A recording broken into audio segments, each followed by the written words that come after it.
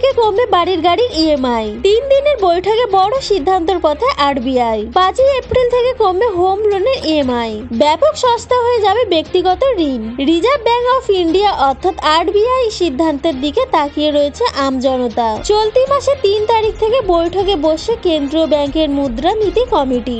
সেখানে এই নিয়ে চূড়ান্ত সিদ্ধান্ত নেওয়া হতে পারে বলে খবর সূত্রে জানা যাচ্ছে।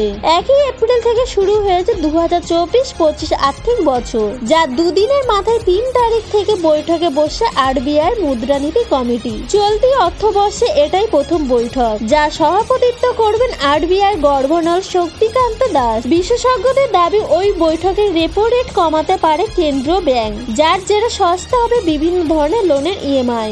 এদেশে রাষ্ট্রায়ত্ত বেসরকারি ব্যাংকগুলিকে যে সুদে আরবিআই ঋণ দিয়ে থাকে তাকে বলে রেপো রেট। দীর্ঘদিন ধরে যা অপরিবর্তিত রয়েছে।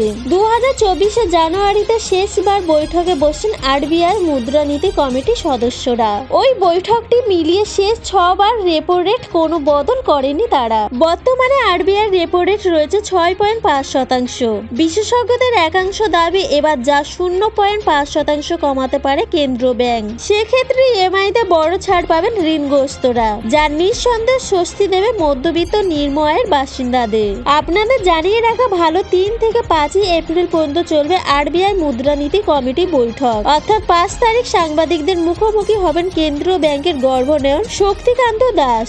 সর্বভারতীয় সংবাদ মাধ্যমগুলির দাবি, খাদ্যদ্রব্যের মূল্যবৃদ্ধি, নিয়মিত মুদ্রাস্ফীতির হার কমাতে এই বৈঠকে একাধিক গুরুত্বপূর্ণ সিদ্ধান্ত নেওয়ার সম্ভাবনা রয়েছে। বাড়তে পারে ব্যাংকের বিভিন্ন স্কিমের অমানতের ওপর সুদের হার। শুধু তাই নয়, রিপোর্ট অনুযায়ী চলতি আর্থিক বছরে বিভিন্ন প্রকল্পে বিনিয়োগের পরিমাণ বৃদ্ধি পাবে 14.5 থেকে 15%। অন্যদিকে 16.5% বাড়তে পারে ঋণের পরিসংখ্যান। ফলে তৃতীয় ত্রৈমাসিক আগে সুদের হার কমাতে না আরবিআই। প্রসঙ্গত 2025 আর্থিক বছরে মোট 6 বার বৈঠকে বসবেন কেন্দ্রীয় ব্যাংকের মুদ্রানীতি কমিটির সদস্যরা। এর দ্বিতীয় বৈঠক হবে 5 থেকে 7 জুন। লোকসভা ভোটের পর এটাই প্রথম আরবিআই বৈঠক। এরপর 6 থেকে 8 আগস্ট তৃতীয়, 7 থেকে 9 অক্টোবর চতুর্থ, 4 থেকে 6 ডিসেম্বর হবে পঞ্চম বৈঠক। 6 নম্বর তথা শেষ বৈঠক হবে 2025 5 থেকে 7 ফেব্রুয়ারি। পরবর্তী খবরে আপডেট পেতে আমাদের ইউটিউব চ্যানেলটি সাবস্ক্রাইব করে রাখুন। ততক্ষণের জন্য ভালো থাকবেন, সুস্থ থাকবেন। দেখা হচ্ছে পরের ভিডিওতে।